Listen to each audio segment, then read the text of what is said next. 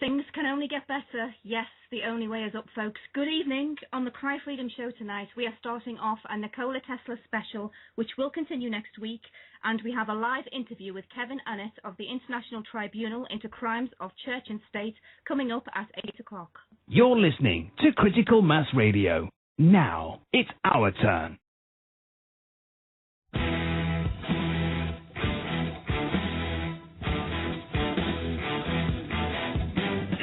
Hi, this is George from the Prisoner Broadcast. You're listening to Lisa on the Cry Freedom Show on Critical Mass Radio.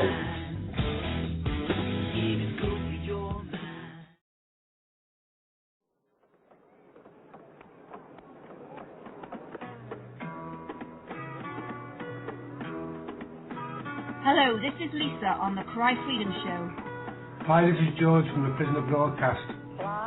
You're listening to Scout Night at criticalmassradio.co.uk.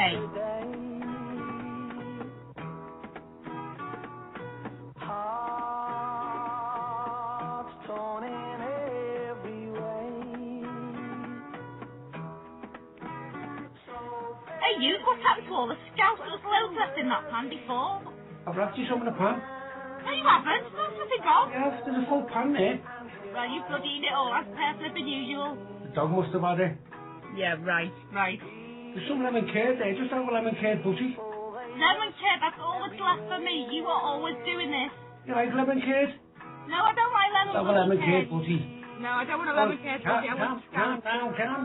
Just calm down. I thought you were bloody say calm down. You just need to calm down. Just take a chill pill down. Just take a chill. Calm down. You've been all over the Calm down.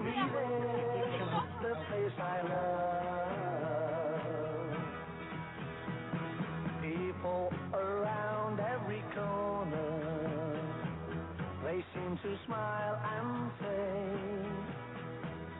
we don't care what your name is, boy, we'll never send you away. You're listening to Critical Mass Radio. Now, it's our turn. Okay, hello and welcome to the Cry Freedom Show on CMR Critical Mass Radio at criticalmassradio.co.uk. I'm Lisa and this is Scout Night on Thursday the 8th of November. Well, here's hoping you've all had not too bad a week in these times of challenge and confusion. And as always, it's the spirit of our own humanity that keeps us going, folks, because we're a strong bunch when we put our minds to it, and we really can overcome most things if we do it together.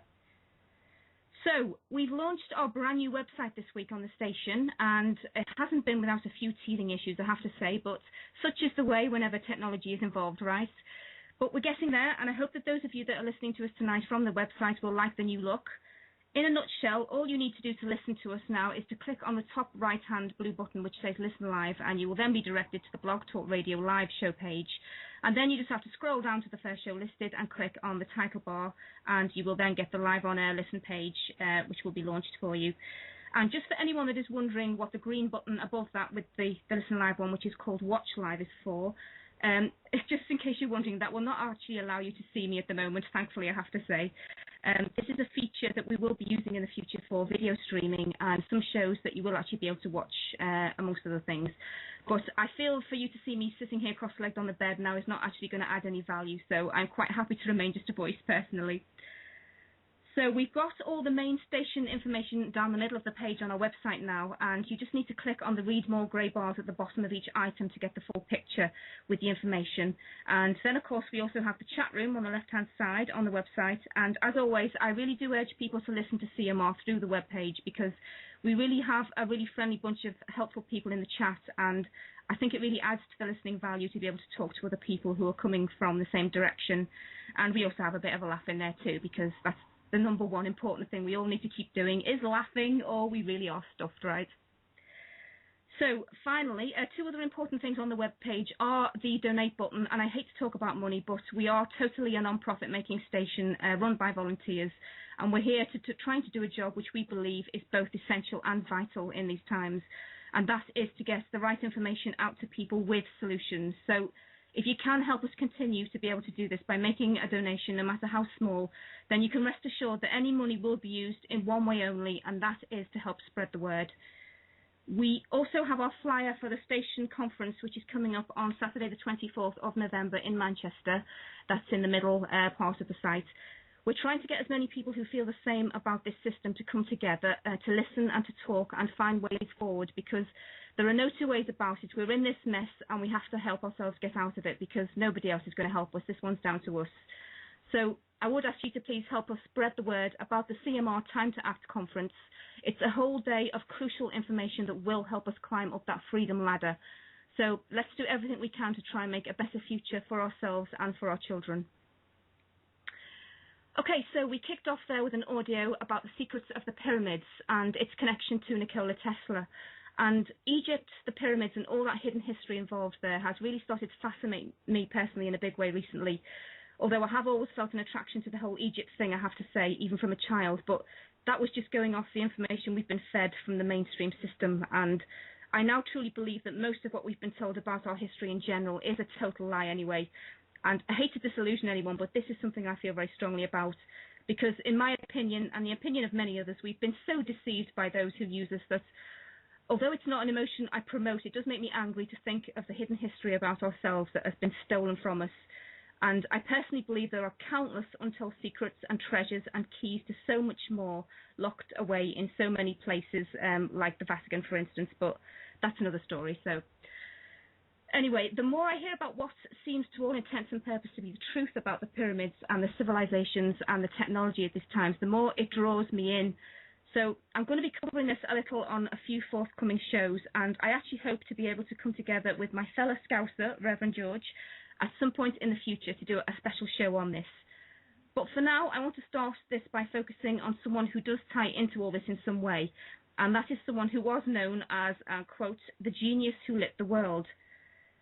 Nikola Tesla, and it has been said that Tesla symbolizes a unified force and inspiration for all nations in the name of peace and science.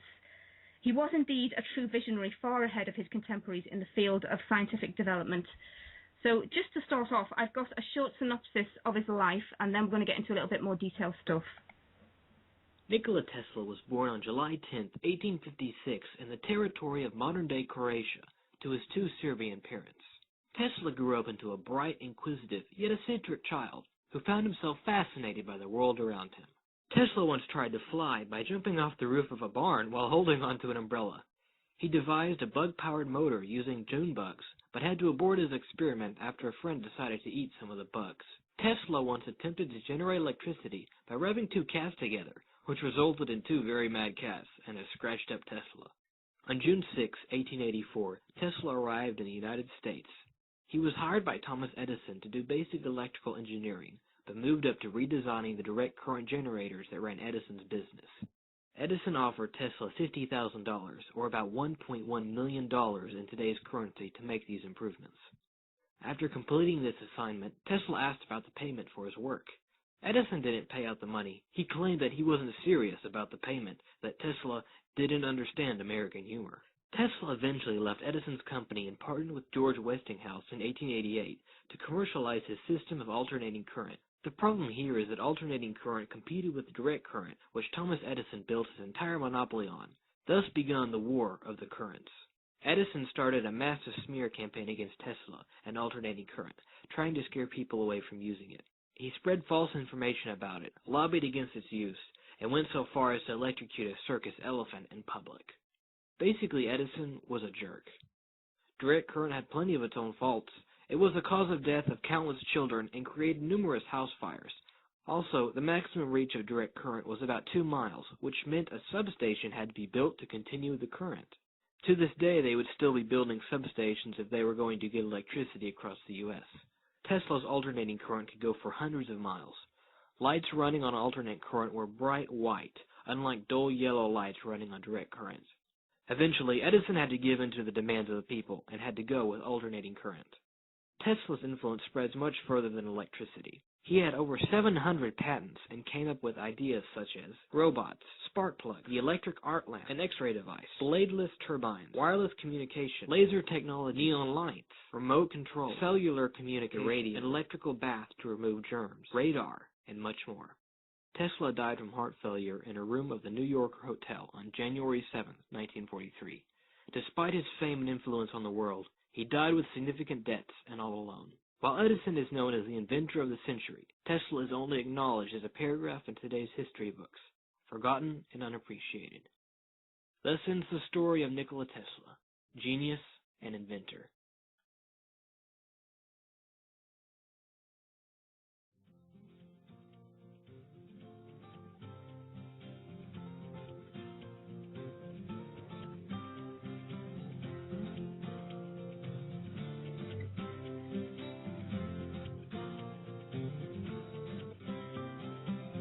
CMR Critical Mass Radio is a completely non-profit station where the hosts pay to broadcast their shows. The mission of the station is to get as much information as possible out to people about the world we live in, to unite like-minded people, and to try to come up with workable solutions. If you agree with the work that we are doing, then please feel free to help us continue by making a donation on the webpage. CMR is for people who want answers, because now it is our turn.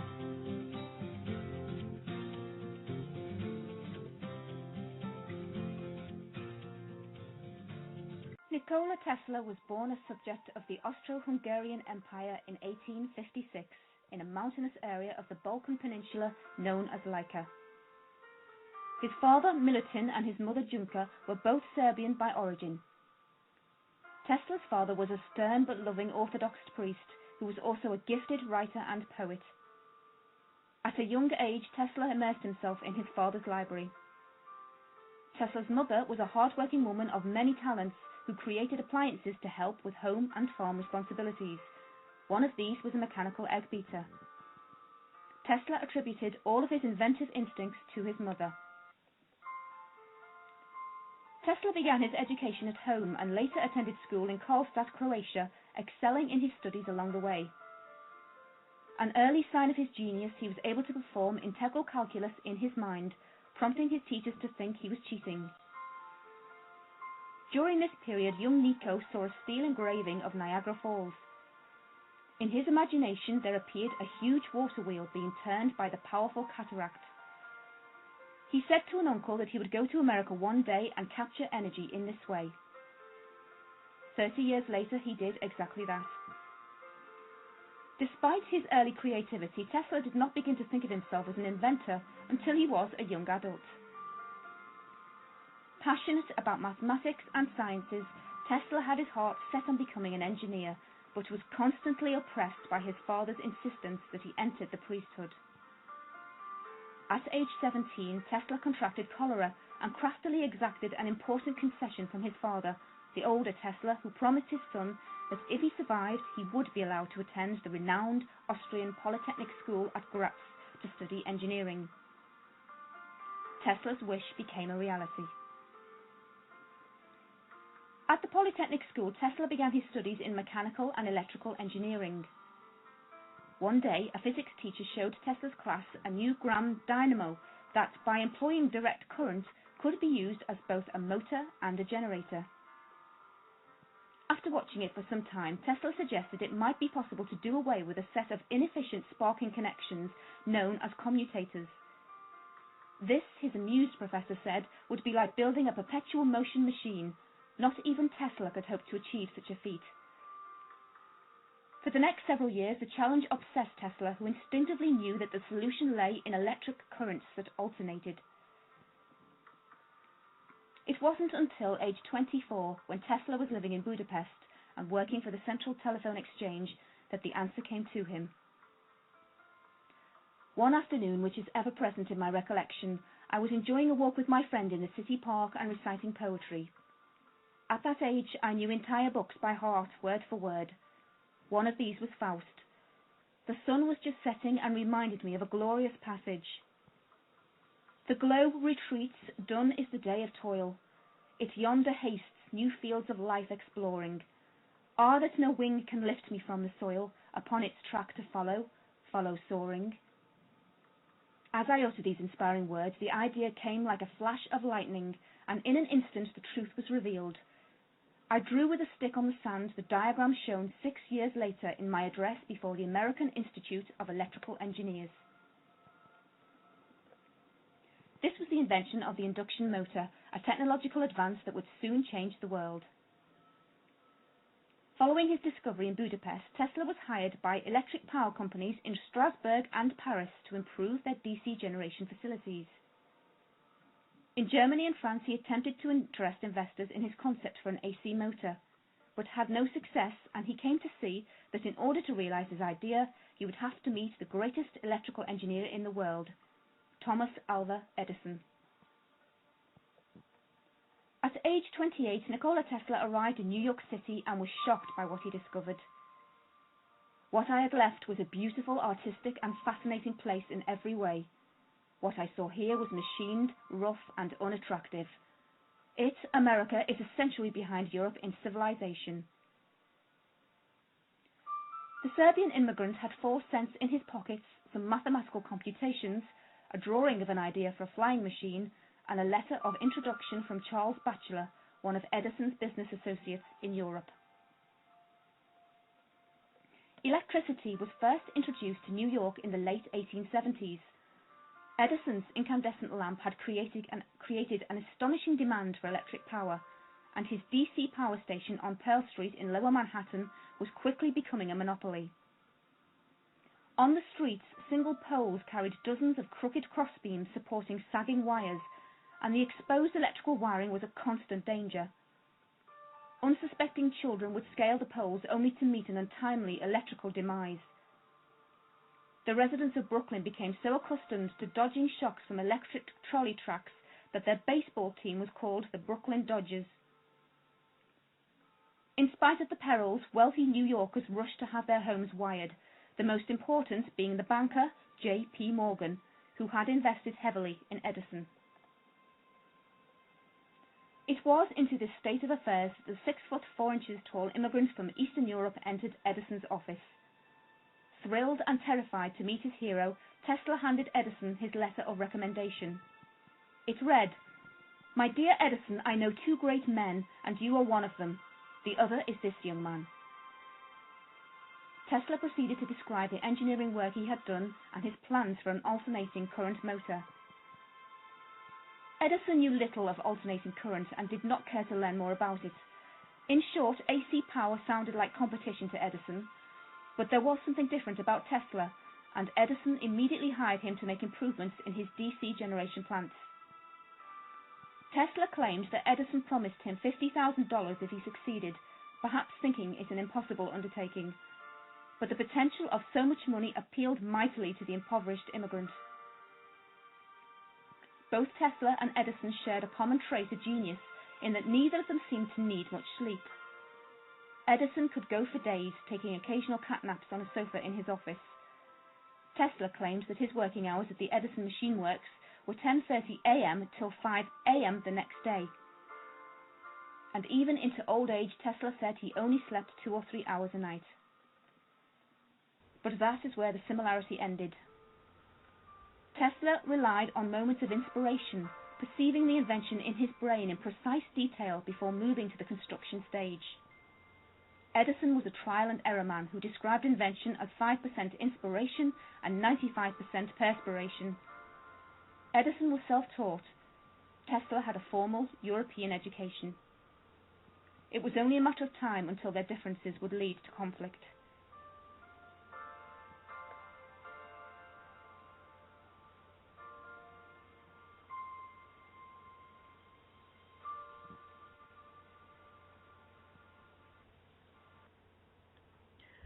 Okay, we've got Kevin Annett coming on very soon to give us some very important updates, stuff that's been going on in the last couple of weeks. So just before that, I did want to read out some of the famous quotes, or maybe not so famous quotes, from Tesla, because I did have a little look, and there are loads of these quotes, so there's just so many. So I've picked out a few that I wanted to read out. So starting off, "We build but to tear down. Most of our work and resource is squandered. Our onward march is marked by devastation. Everywhere there is an appalling loss of time, effort, and life. A cheerless view, but true." And the next one, "There is no conflict between the ideal of religion and the ideal of science, but science is opposed to theological dogmas because science is founded on fact. To me, the universe is simply a great machine which never came into being and never will end. The human being is no exception to the natural order. Man, like the universe, is a machine. Nothing enters our minds or determines our actions which is not directly or indirectly a response to stimuli beating upon our sense organs from without. And the next one, our senses enable us to perceive only a minute portion of the outside world. Everyone should consider his body as a priceless gift from one whom he loves above all, a marvelous work of art, of indescribable beauty and mystery beyond human conception, and so delicate that a word, a breath, a look, nay, a thought may injure it. And this next one I did particularly like, I have to say. But the female mind has demonstrated a capacity for all the mental acquirements and achievements of man, and as generations ensue, that capacity will be expanded. The average woman will be as well educated as the average man, and then better educated, for the dormant faculties of her brain will be stimulated to an activity that will be all the more intense and powerful because of centuries of repose. Women will ignore precedent and startle civilization with their progress. And one more, and then I'm going to play a tune, and then I think we'll probably be just about ready to bring Kevin in. The gift of mental power comes from God, divine being, and if we concentrate our minds on that truth, we become in tune with this great power. My mother had taught me to seek all truth in the Bible. Okay, so I'm going to be speaking to Kevin Annett in just one moment, but just before that I want to do a brief introduction. And regular listeners will be aware of what Kevin and the International Tribunal into Crimes of Church and State are currently involved in. Kevin is currently acting as the Chief Consultant for the Prosecutor's Office on the International Common Law Court of Justice, which was convened by us, the people, on Monday the 15th of October, bringing cases against the government and the Church. 32 officers of Church and State have been issued public summonses by this court, including Pope Benedict, Queen Elizabeth and the Canadian Prime Minister Stephen Harper. And it marks the formal online convening of 5 sworn judges from Canada, the United States and Belgium, and they are joined by 58 sworn citizen jurors from Canada, the USA, Ireland, England, Holland, Italy and Australia. And these jurors have been prepared to receive evidence in the first of 5 cases in the docket of this court. So the aim of this prosecutor's office is to achieve a final verdict of guilty against all of the persons and the organisations that were named in the public summons dated the 21st of September. So without further ado, I'm now going to bring the expert on all this in now, Kevin. So good evening, Kevin. Are you there? Hi, Lisa. I am. Thanks for having me. Hi. It's a pleasure to have you back on. Busy times for you, I think. How are you? Oh, just fine. I'm just very happy that we have the first of our evidence up online now. People can see it at itccs.org. It's about a 2-hour clip, and it's the first part of our argument about the genocide that happened in Canada. So I hope people, I know it's been circulating very well, about 1,000 hits a day. Great, okay. So basically you're in the thick of it all now, I think, with all this going on. And I'm kind of going to hand the feather over to you now, as you say, because if you can just give us an update really on what's been happening in the last couple of weeks, really, Kev, that would be great. Well, it's been a real challenge, Lisa. Trying to get this stuff up online has been difficult because we've faced an enormous amount of attack, both not only the kinds of smear and disinformation that we've seen all over the internet about what we're doing, but sabotage of computers, harassment of witnesses who are going to come forward. There's been a real storm sent against us. So it's just good to have this stuff finally out there. I want to draw attention to a couple of things that have been said recently by 2 of the Mohawk elders who we've interviewed, and this weekend I'm going to form a short 10-minute summary of some of the best evidence, and I'll send that to you, and it will be posted at itccs.org. But in that summary, Del Riley, who's one of the people who describe you being tortured and seeing other horrible things at the Church of England school in Brantford, he said that he thinks it's time that the Church of England be legally prevented from operating anymore in these areas where they did harm to their children. And, you know, as Cheryl Squire, who's also made a statement on this short clip we're going to be sending out, she says, you know, information is one thing. We have all the information now. It's all over the internet. Question is, what are we going to do about it? You know, these people are let off. There's not one group or person ever being brought to trial for the death of any of these 50,000 or more children who died at their hands. So really the question is, and this is what's being posed by our court, you know, the evidence there and even the guilt is evident. The question is, what are we going to do to enforce this sentence, and how are we going to make sure that these churches don't continue their reign of terror, especially in the case of the Catholic Church, which has its own, you know, legal system whereby they can do anything they want and never be held accountable for it. So I think that that's the challenge I'm putting out to people. It's not just a matter of having the information and looking at the evidence online, which is an important first step. The question we have to pose now is, what are we going to do after? And this is more and more what many of the survivors and other people are trying to get people to look at. Okay, so with this question then, how can we make them accountable? Do you have any suggestions along those lines about what we can do to do this? I mean, well, you know, it's beginning to emerge all over the place. I know the last time I was in Ireland, I sat down in Dublin and in the West Country there, and I was talking to some of the survivors of these things and asking them what they would like to see. And it's remarkable, you know, how similar the answer to that question is all over the world, because I've often asked the same thing to Native people here in Canada. And they said that the Irish folks said the same thing. They said, we have to find a way, first of all, of protecting our children. So when we know there's known child raping priests still operating, we're going to go in and perform citizens arrest. We're literally going to shut these people down. We're going to close down their churches if they continue to operate. You know, and people have done that already through occupations, you know, direct action.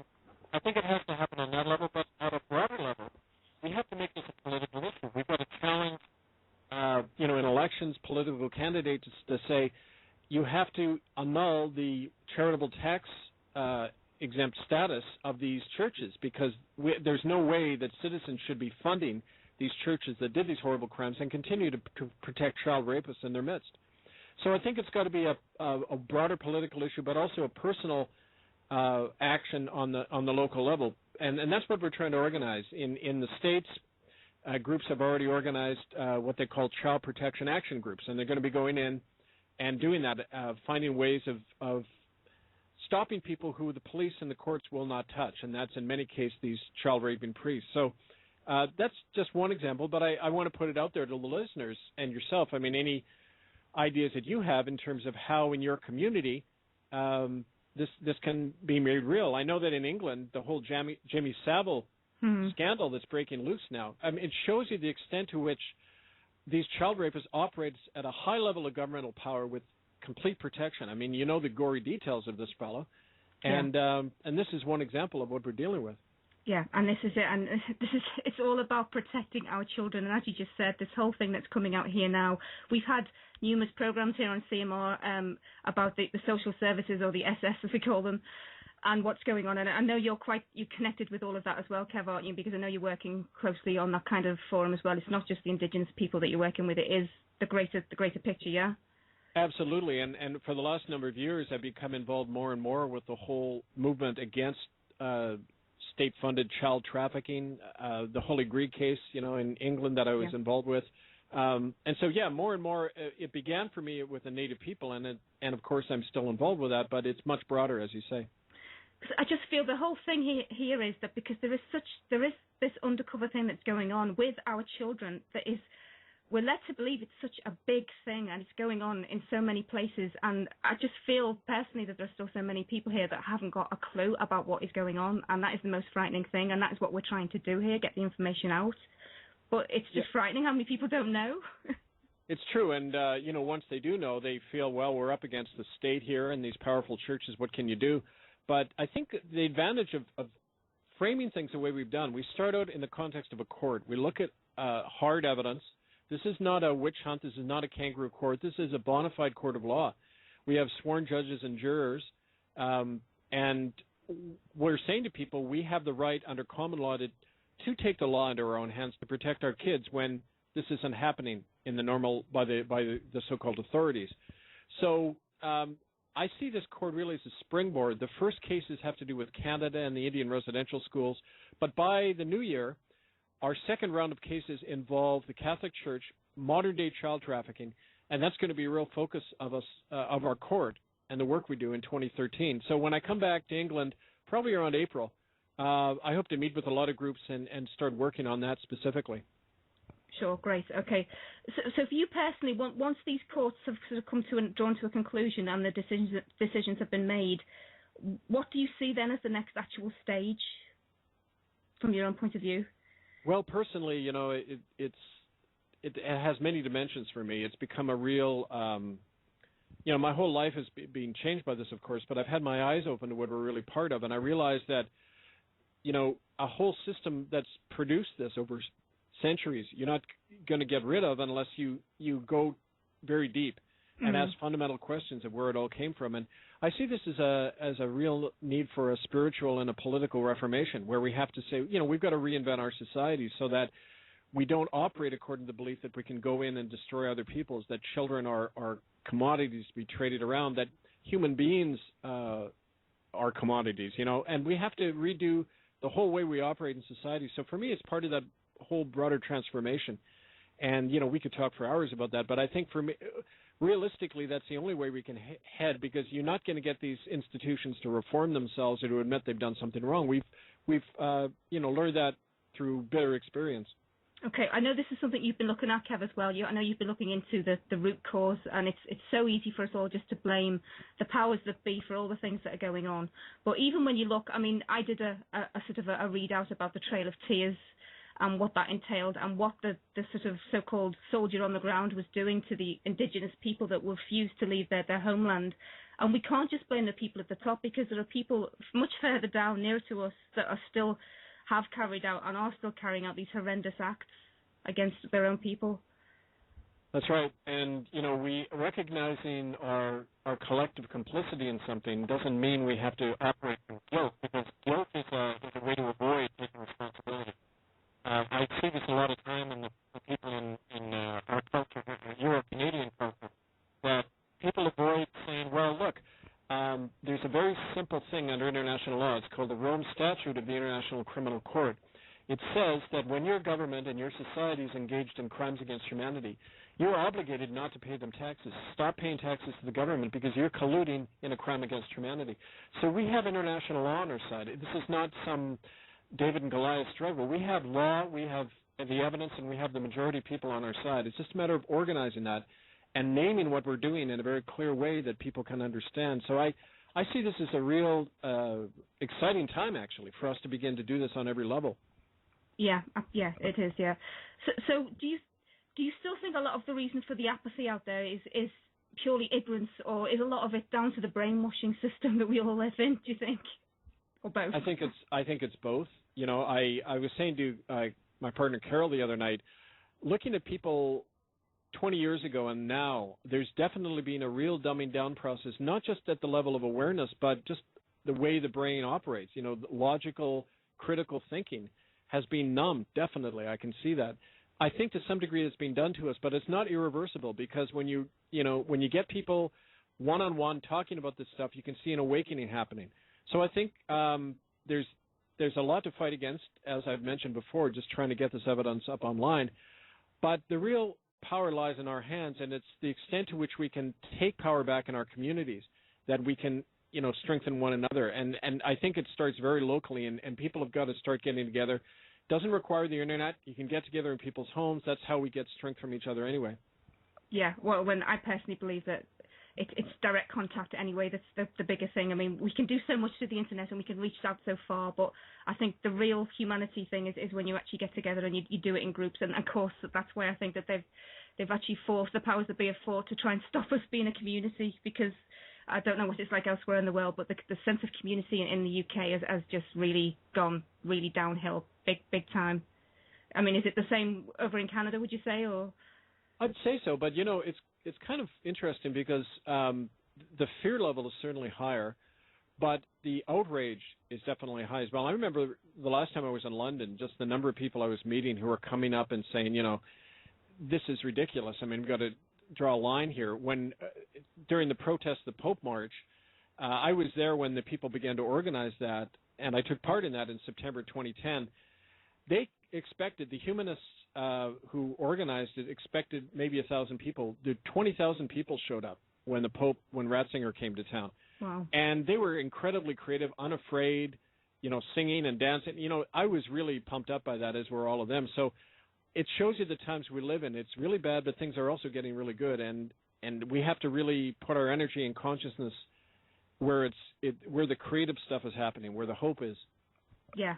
Well, the times I see this kind of feeling, and it really feels almost sad to mention it, but when I used to watch programs on the TV like X Factor and that kind of rubbish, but you do see there are times when everyone's pulled together, when there's a sort of someone comes on that you don't expect to be good singing, and everybody, the feeling that you get from that is what I think is the feeling that is needed towards these things that really do matter, but it's just getting people to see them, and I think once they see them, it will make a big difference, which is why we have to try to get the information to them, I guess.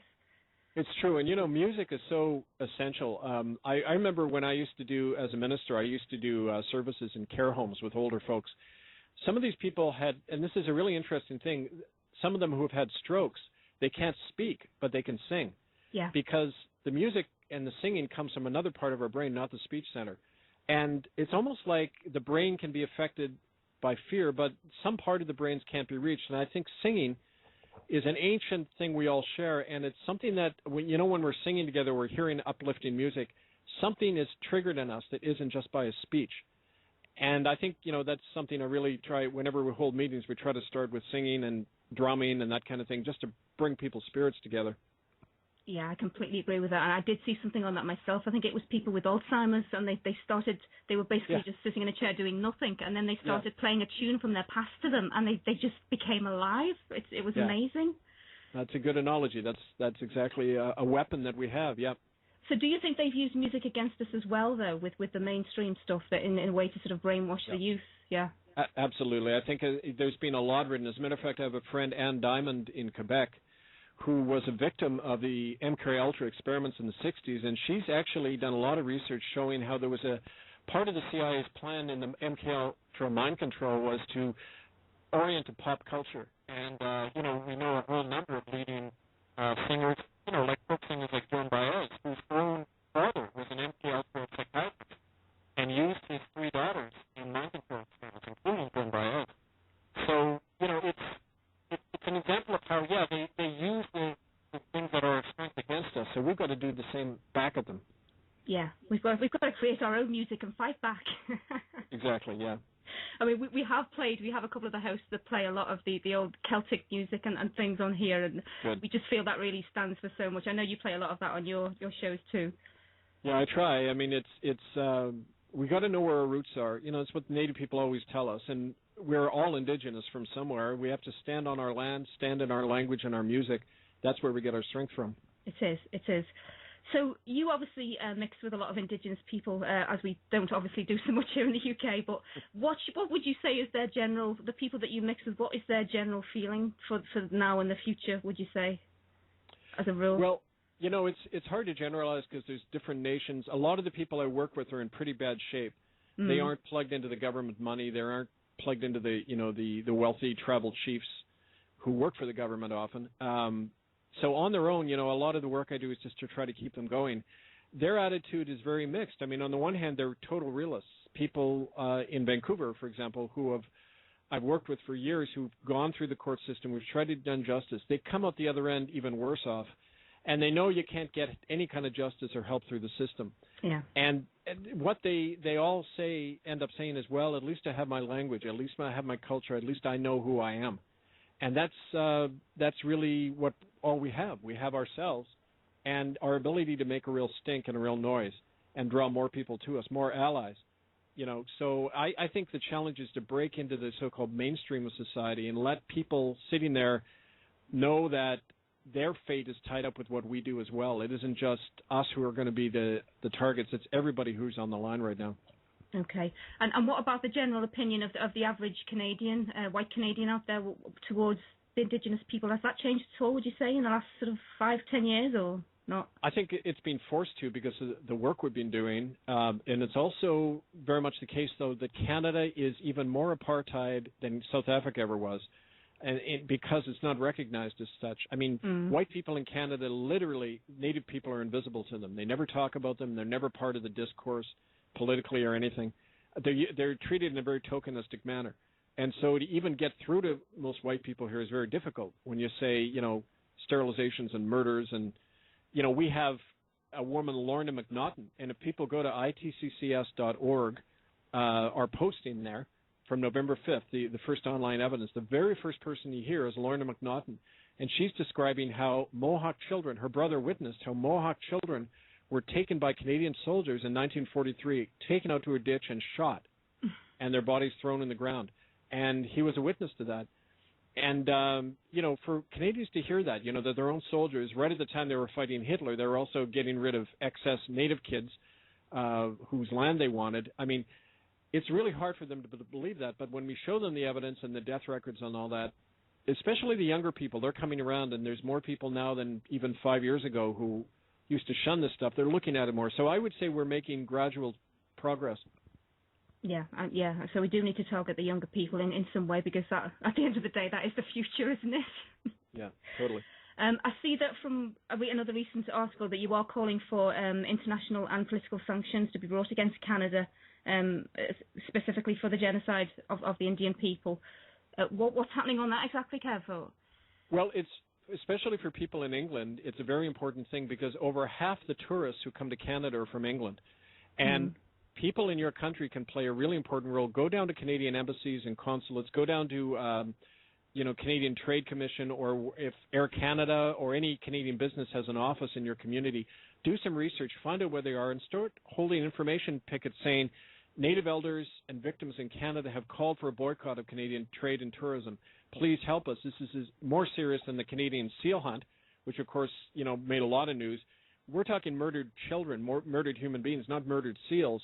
That should at least be of interest to English people, whose many of our ancestors came from England. We have a lot of ties there. So, that's a campaign that I think people in England can start on. That's going to be one of the things that forces Canada to respond, because during the environmental protests in the 1980s, it's when German companies started canceling their orders that the Canadian big companies and the government started negotiating with the environmental protesters to save the last of the old-growth cedar trees. So we know these boycotts do work. We just need people to get on board. Yeah, and we do have the power, and it's hitting them in the purse strings, basically, isn't it? Yeah, exactly. That's what they understand. Okay. Is there anything else you want to say about the court stuff at the moment at all? Well, just that I really urge people. I know it's an hour and 3/4, and it's in a way a lot to sit through. But the best education is to watch this first at itccs.org, the November 5th posting, and send it to the media. Try to get it onto local public television if you can. That's a really important medium. And then discuss what you want to do with this information. There's several dozen citizen jurors in England, and the verdict is going to come from them. About a third of all of our jurors are from England. And so if you want to become part of that, just contact us, and you can be part of that whole online jury process. Great. Okay. I know you wanted to just say something very quickly about this death threat thing. Well, yeah, there was somebody on a blog radio show who said that they were going to not only kill me, but 3 other people, Native people who work with me. A woman in Holland, Mel V, has also got a similar death threat from them just today. So, they're trying these old scare tactics. I mean, this is nothing new, Lisa. They've done a lot worse than that to me in the past, and it hasn't stopped what we're doing. So I think this is a sign that we're on the right track for those threats to be coming down. I just say to people, I'm an example that after all these years, I've never been dragged into court because the criminals don't want that kind of a public exposure. These are just threats to shut people down. Just ignore it. Keep going. Keep your eye on the purpose of what we're doing. Yeah, lose the fear. Yep. So generally then, how would you say that the last year or maybe the last 2 years has gone for you as a whole then? Would you say it's been definitely positive feeling for you? Oh, yeah. Well, things go up and down, but we're definitely going forward. I feel really positive personally. I mean, even when they didn't let me back into England in May 2011, I know that was just a temporary measure. It's not once the truth comes out, there's nothing in the world that can stop it from growing like a big tidal wave, and we know that from history. No matter how repressive a society is, you can't shut out the truth and people's acting on it. So I'm feeling really good, and I look forward to coming back and seeing all of you in the spring again. And again, I just urge people, itccs.org, and if you want to write to me, it's hiddenfromhistory1@gmail.com. Great. Okay. So do you feel positive that you might have a better chance of getting in next year then? Well, definitely a better chance because I've got a possible member of parliament, I've got media, and I've got witnesses who are going to meet us at the airport. And if they don't let me in, they're going to have to do some explaining to people. We're going to, have people literally at the airport with protest signs. And we figure, in my experience is the more public exposure you bring to something, the less willing they are to come down on people. So that's our chief weapon, yeah. Okay. Well, obviously we will try and highlight that more here as well on the station when it gets nearer the time, definitely, and trying to support you as much as we can. So it's onwards and upwards, I guess, and it's what we have to strive for. And this is an ongoing battle, but the more of us who sit up and take notice and join in, then the greater chance we have of achieving something for our future, I guess, yeah. Absolutely, Lisa, and I really support all the work you and Paul and everybody over there are doing for us. It really matters these days. And also, just to remind people, probably by about the third week in November, we'll have our next set of evidence posted up online at itccs.org. So this is a work in progress. Please follow it there, and we'll keep you updated. Great. Well, as I say, we'll continue to spread that as well. So as always, we are right behind you, and keep us in the picture. And of course, let me know if you need to come on for anything urgent, any announcements or anything. I know you're coming on to Ben's show on here towards the end of the month anyway. But if there's anything in the meantime, then please obviously just let us know, and we'll slot you in wherever we can. Yeah. I sure will, Lisa. And like I say, if people want to write to me, they can get on our email list directly, hiddenfromhistory1@gmail.com, and we'll keep it alive. Thank you, sister. Great. All right. Well, thanks a lot, Kev. Good to talk to you again, and best wishes with everything, yeah? Yep, same with you. And we talk Bye soon, yeah? Okay, cheers. Thanks. Bye. Bye for now. Okay, so a big thank you there to Kevin Annett for joining us tonight. He really does have some important information to share, and I do feel that there are a number of people like him out there that are trying to make these massive changes in the world, and we really do all have to get behind them. Because it's up to all of us. That there are people that are leading us, but it's up to all of us to join this fight and put ourselves back in the right direction, basically. Right, okay, so I have finished that interview a bit earlier than I expected, so I'm going to actually play the next part of the Tesla life story that I put together. So we've got part 2 on Tesla coming up now.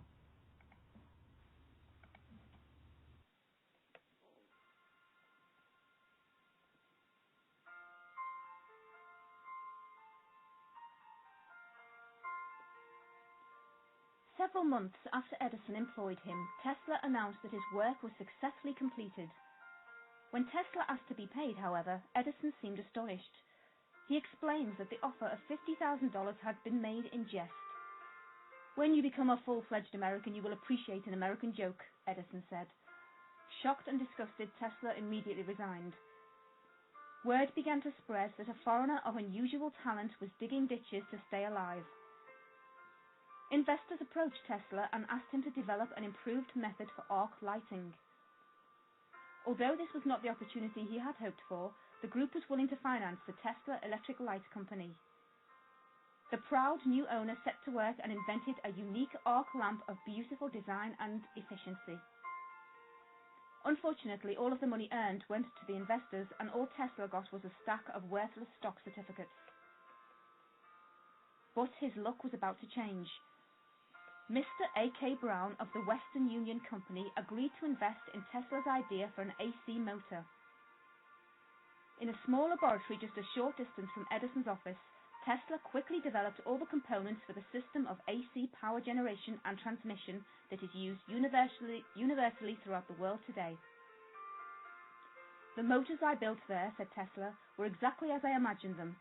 I made no attempt to improve the design, but merely reproduced the pictures as they appeared to my vision, and the operation was always as I expected."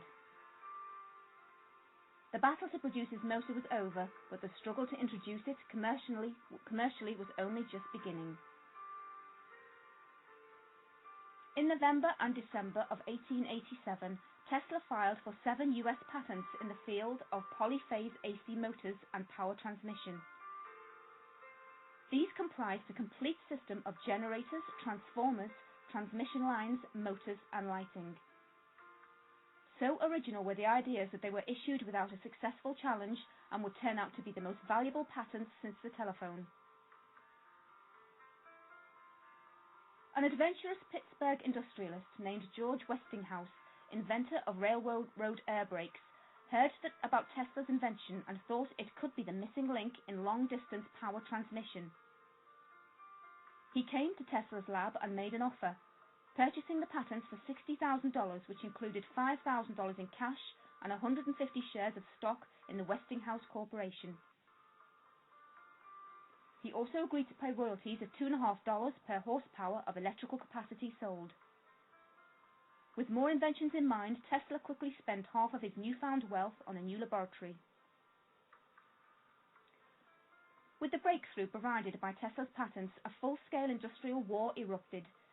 At stake, in effect, was the future of industrial development in the United States and whether Westinghouse's alternating current or Edison's direct current would be the chosen technology. It was at this time that Edison launched a propaganda war against alternating current.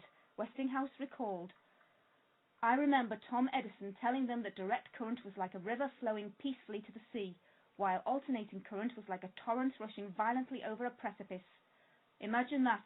Why, they even had a professor named Harold Brown who went around talking to audiences and electrocuting dogs and old horses right on stage to show how dangerous alternating current was."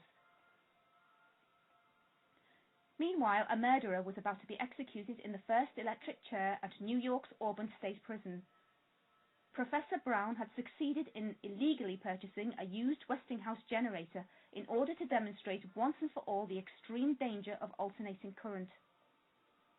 The guinea pig was William Kemmler, a convicted axe murderer who died horribly on August 6, 1890, in an awful spectacle far worse than hanging. The technique was later dubbed Westinghousing.